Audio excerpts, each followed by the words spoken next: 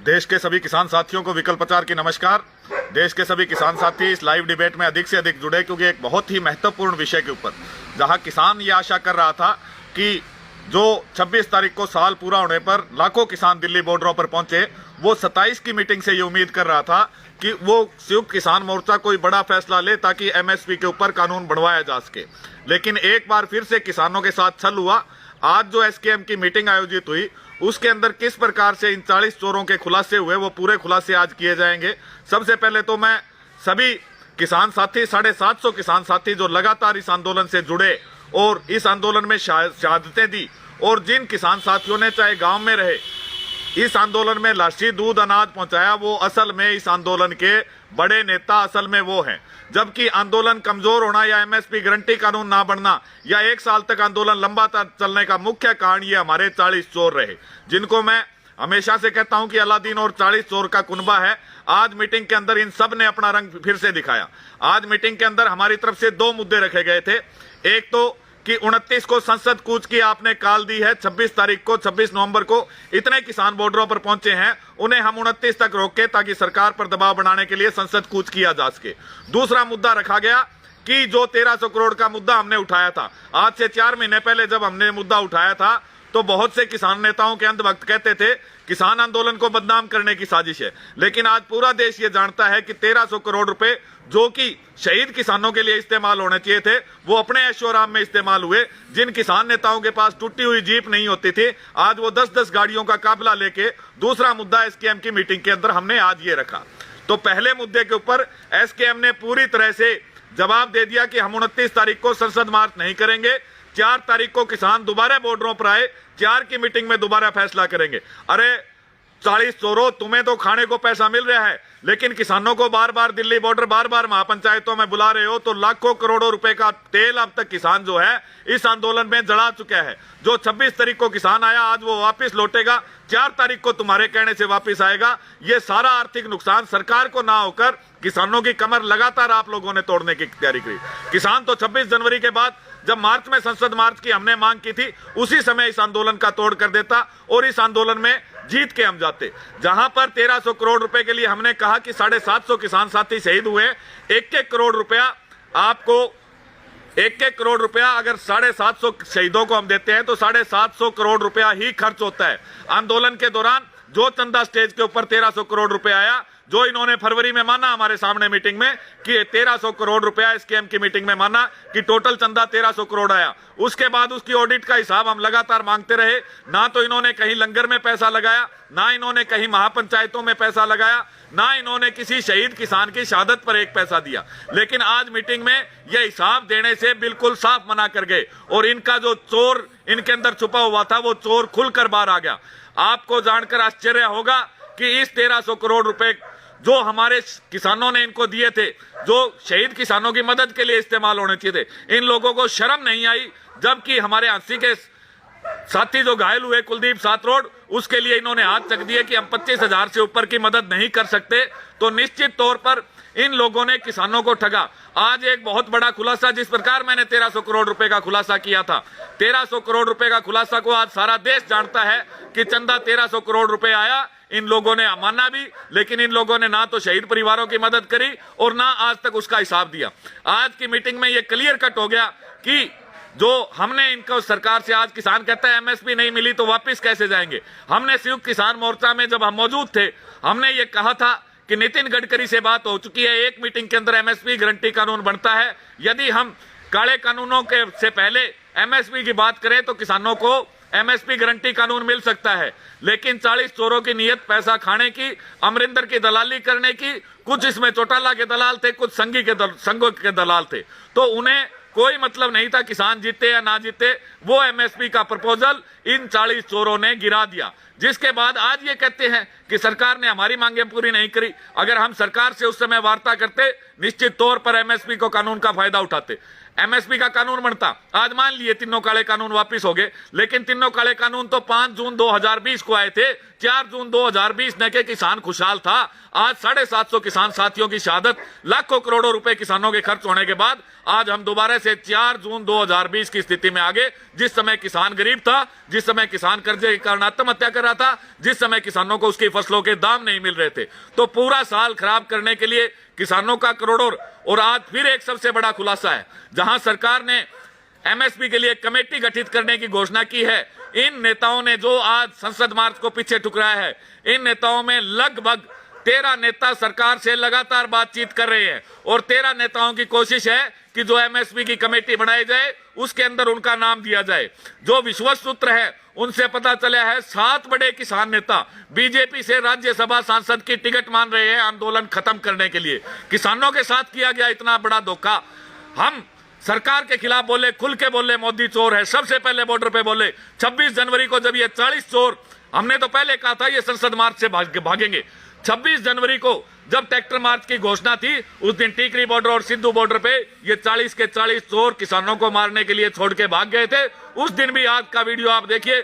26 जनवरी को किसान आंदोलन को टीकरी बॉर्डर से लीड कर लाल किले तक हम आगे होकर लेके गए थे और उन्हें बिल्कुल वापस ले आए थे। लेकिन इन लोगों को ना तो किसानों के मुकदमों की चर्चा है। आज भी सरकार की गुप्त खाते में इन 13 नेताओं के साथ बातचीत चल रही है, जिनमें से 7 जो बड़े लीडर हैं वो राज्यसभा के सांसद की टिकट जो है वो बीजेपी से चाहते हैं और उसके बदले में आंदोलन को बेचने की पूरी तैयारी है।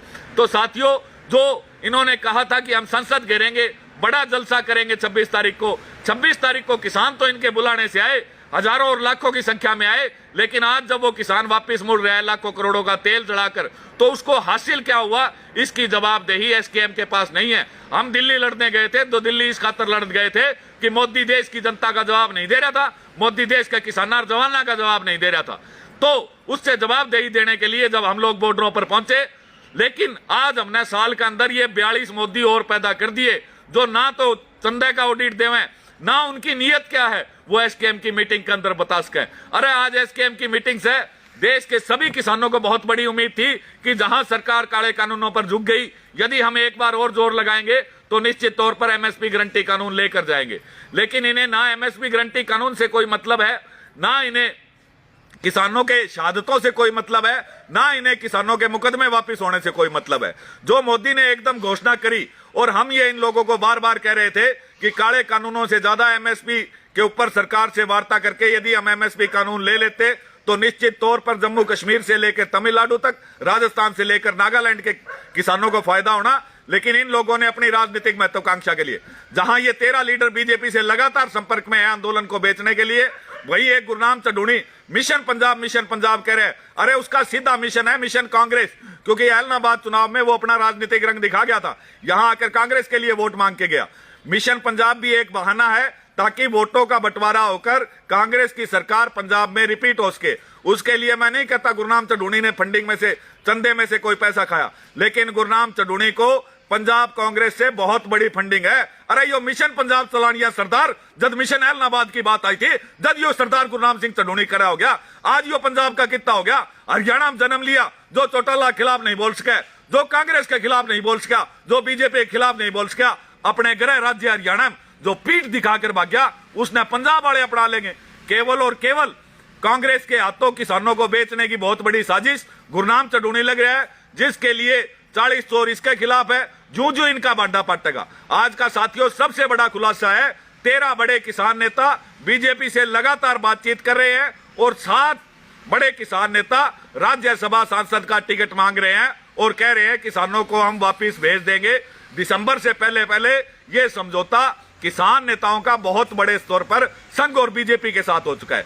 संघ और बीजेपी की तो साजिश हमने 5 जून को कानून 2020 को आए थे, 7 जून को मैंने अपने लाइव के अंदर बताया था कि देश के किसानों की असली मांगों को भटकाने के लिए ये बीजेपी और संघ की एक बहुत बड़ी साजिश है कि किसान जो है स्वामीनाथन रिपोर्ट, एमएसपी की मांग, सुनिश्चित आय की मांग, आत्महत्या कम करने के तरीके, ये मुख्य मांगों पर आंदोलन लड़ा जा रहा था। इन मांगों से ध्यान भटकाने के लिए सरकार 3 काले कानून ले आई थी। आज से मैंने लगभग 1.5 साल पहले कहा था 100% ये काले कानून वापिस होंगे। 100% किसान खुश होकर अपनी पुरानी मांगे भूल जाएगा। और आज वही हालात आ चुके। हमने साल के अंदर 750 शहादतें देने के बाद, लाखों करोड़ों रुपए गांवों से खर्च करने के बाद, अपनी फसलें खराब करने के बाद, अपने हाथों अपने बच्चे खोने के बाद हमने क्या पाया, ये आंदोलन में आज सोचने की जरूरत है। जब क्योंकि स्थिति तो यदि 3 काले कानून 5 जून 2020 को आए, आज हम 4 जून 2020 को चले गए, जिस समय किसान लगातार आत्महत्या कर रहा था, जिस समय किसान लगातार कर्जे से परेशान था। लेकिन यह आंदोलन जहां 3 महीने से 4 महीने में, जब मोदी ने 26 जनवरी को हमारे प्रदर्शन से कहा था कि मेरी एक फोन कॉल की दूरी है, वो फोन कॉल की दूरी भी यदि किसान मार्च के अंदर संसद मार्च करते तो निश्चित तौर पर एमएसपी के ऊपर फैसला मार्च में हो जाना चाहिए था। लेकिन जहां पंजाब के 32 चोरों का अमरिंदर के साथ सीधा संपर्क था, अमरिंदर की फंडिंग के जरिए वो आंदोलन को फरवरी 2022 तक लंबा खींचना चाहते थे, वहीं बीजेपी ने आंदोलन को खत्म करने के लिए 26 जनवरी के बाद टिकैत से ड्रामा कराया और टिकैत को महामानव और सुपर मानव बनाकर इस आंदोलन को मुख्य मांगों से पीछे हटाने का काम किया। तो आज भी हमारी मांग है और देश के हर किसान को मांग करनी चाहिए कि वो चंदा हमने इनको इनोवा और फॉर्च्यूनर गाड़ियां खरीदने के लिए नहीं दिया था, वो चंदा हमने इनको राज्यसभा सांसद बनाने के लिए नहीं दिया था, वो चंदा हमने इनको मिशन पंजाब चलाने के लिए नहीं दिया था, वो चंदा इनको हमें बीजेपी, कांग्रेस, आप और दूसरी पार्टियों के हाथ में बेचने के लिए नहीं दिया था।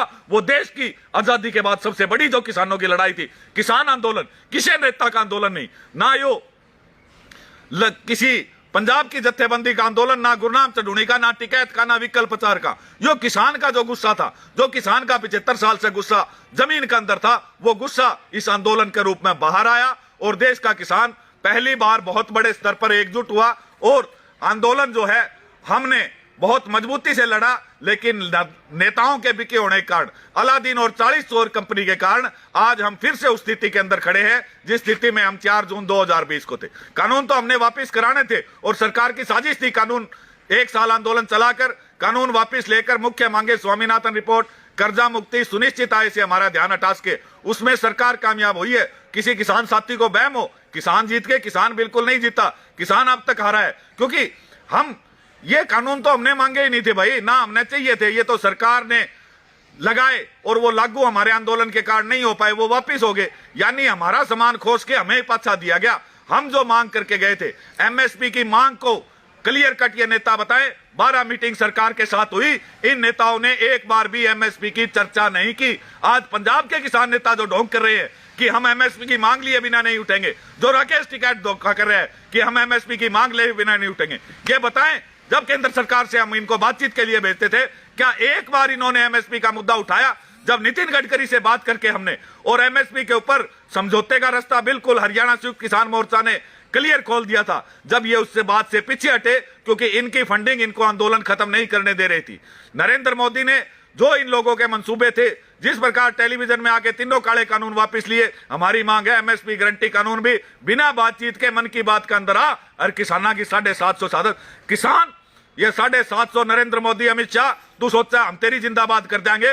ये 750 कत्ल है, ये कत्ल बीजेपी ने करे हैं। अरे एक मानस का थप्पड़ भी मार दो, चोट भी मार दो, तो वो आदमी जल्दी से जेल से बाहर नहीं आता। तब ना मारे 750 मार दिए रहे। उन 750 के लिए हमारा नारा पनिश बीजेपी, डिफीट बीजेपी हमेशा रहेगा। लेकिन यदि आप भी आप देश के किसान को खुशहाल करना चाहते हो तो इन 40 चोरों से बातचीत करने की कोई जरूरत नहीं। जिस प्रकार मन की बात में आके आपने देश के किसानों से माफी मांगी है, उसी प्रकार एमएसपी गारंटी कानून जो है इसी संसद सत्र के अंदर लाया जाए। और एमएसपी गारंटी कानून, किसानों को फिर बता रहा हूं, जो मोदी ने कल बात कही है कि एमएसपी के लिए कैबिनेट के अंदर एक कमेटी बनेगी जिसमें किसान आंदोलन से नेता लिए जाएंगे। उन 3-4 नेताओं का पूरे का पूरी सरकार के साथ 13 नेताओं की सेटिंग चल रही है, जिसमें 4 किसान नेता जो है वो कमेटी में आना चाहते हैं और बाकी जो है वो राज्यसभा सांसद की टिकट मांग रहे हैं आंदोलन बेचने के नाम पर। तो साथियों सजग हो जाओ, ये आंदोलन देश के किसान का, युवा किसान का, बुजुर्ग, और मजबूती से ये लड़ाई लड़नी है। और इन 40 चोरों का मेरी फिर से मांग है कि एसकेएम ने जो 1300 करोड़ रुपए खाए का हिसाब और हर 1 करोड़ रुपया शहीद किसान को एसकेएम नहीं देता है। और जल्दी आपको अगले लाइव में, क्योंकि बाकी तो कई हरे पटके पैर के, जिस प्रकार से अलनाबाद में कलश यात्रा निकाले थे, रोज शाम ने लाइव आ जाए मित्रों साथियों, खट्टर के तेल लगा दो, डंडे के तेल ला लो, मारी आदत को नहीं। जब तक मुद्दा मुख्य मुद्दा नहीं होता जब तक हम लाइव नहीं आते। तो आज की विशेष बात यही है साथियों, आपके आंदोलन को बेचने की पूरी साजिश जो है वो राज्यसभा सांसद के रूप में बनने के रूप में हो चुकी है। और सबसे ज्यादा बिगड़ा किसका? इसका पंजाब में तो सरकार कांग्रेस की थी, मुकदमे दर्ज नहीं हुए। हरियाणा में 50,000 मुकदमे, सबसे ज्यादा शहादतें, सबसे ज्यादा लाठीचार्ज, सबसे ज्यादा हमारे साथी घायल हुए वो हरियाणा में हुए। जिस प्रकार यशपाल मलिक बेच गया था राकेश टिकैत का, तो मैंने कह दिया ना मैं उस यूपी के भैया का नाम लेना चाहूं। यो यूपी का भैया तो निश्चित तौर पर आंदोलन में बीजेपी की तरफ से डाला गया था। बाकी जो भी ये 40 चोर हैं सारे के सारे आज के दिन बीजेपी के हाथ पूरी तरह से बिक चुके हैं। और कमेटी के नाम पर इन लोगों ने जिस प्रकार संसद मार्ग छोड़ा है, ये लोग जल्द बॉर्डर छोड़कर जाएंगे। और किसानों को सबसे बड़ा नुकसान हरियाणा के किसानों को होना है। तो सभी टोल कमेटियां लामबंद होकर इन लोगों के खिलाफ आवाज उठाए। संयुक्त किसान मोर्चा की 4 तारीख को होने वाली मीटिंग के अंदर 2 विषयों की चर्चा हुई, जहां हमारे सवालों का जवाब नहीं दिया गया। हमारे साथी प्रदीप धनखड़ और दूसरे साथी गए हुए थे। वही मीटिंग में यह चर्चा हुई कि विकल्प 4 और वीएम सिंह के साथ कौन कौन है, वो गद्दार है, उनके साथ कोई किसान नहीं जाएगा। अरे तार दो रे, किसा सर्टिफिकेट हो गया कि तुम गद्दार घोषित करोगे? विकल्प 4 वो है जो 26 जनवरी ने गोलियां कान के कन्ने तक जावे थी, तारे पजामे गिले हो गए थे, बॉर्डर छोड़ के भाज गए थे। हम आकर लाल किले तक अपने किसानों लेके गए, सुरक्षित वापिस लाए। लेकिन तुमने शुरू से आंदोलन बेचने की कोशिश करी। तो जो भी कोई किसाना का अंधभक्त है वो इस वीडियो से दूर रहो। सारे साथी इस वीडियो में ज्यादा से ज्यादा शेयर करो। अगले जो लाइव वीडियो होगा पूरे सबूतों के साथ उन 7 बड़े किसान नेताओं के नाम लिए जाएंगे जो राज्यसभा सांसद की टिकट की दौड़ में है, जो आंदोलन का सौदा कर चुके। यूपी वाला भैया का तो जिक्र ही कोई नहीं। यूपी वाला भैया तो पहले दिन से बीजेपी और आरएसएस का प्लांट किया हुआ नेता इसके अंदर था। योगेंद्र यादव, इनका कोई चर्चा नहीं। लेकिन पंजाब से लगभग 7 किसान नेता, हरियाणा इन 40 चोरों में से, इसी प्रकार एक मध्य प्रदेश से भी है जो निश्चित तौर पर राज्यसभा जाने की दौड़ में है। एक हमारा हरियाणा वाला भी हरिया पटका गाले फिरा है, युवा नेता है, जो कुछ समय पहले तक कोई जानकारी नहीं होती थी लेकिन आज के दिन कोर कमेटी में। तो इन सभी का खुलासा अगले लाइव में किया जाएगा। सभी साथी इस वीडियो को ज्यादा से ज्यादा शेयर करें। लड़ेगा किसान, जीतेगा किसान। जय जवान, जय किसान।